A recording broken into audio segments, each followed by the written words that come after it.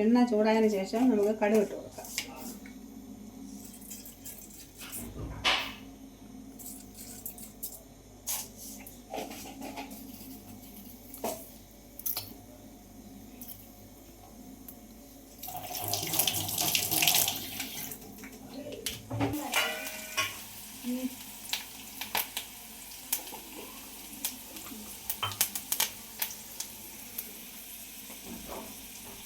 ആവശ്യമായിട്ടുള്ള മുളക് പൊടി,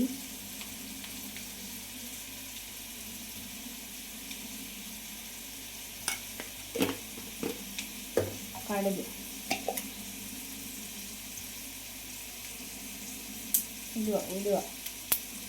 ഉലുവപ്പൊടി, മുളക് പൊടി ഇട്ട് കൊടുത്തിട്ടുണ്ട്.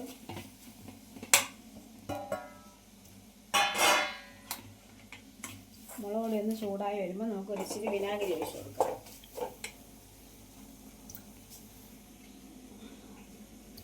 ഇതിലേക്ക് കുറച്ച് വിനാഗിരി ഒഴിച്ച് കൊടുക്കാം.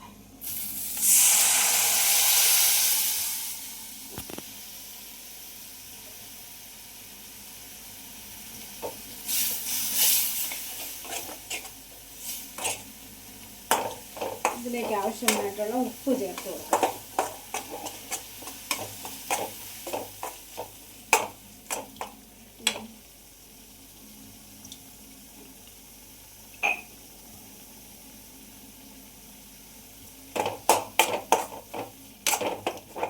നമുക്ക് വറുത്ത് വെച്ചിരിക്കുന്ന കൊഞ്ചിട്ട് കൊടുക്കാം.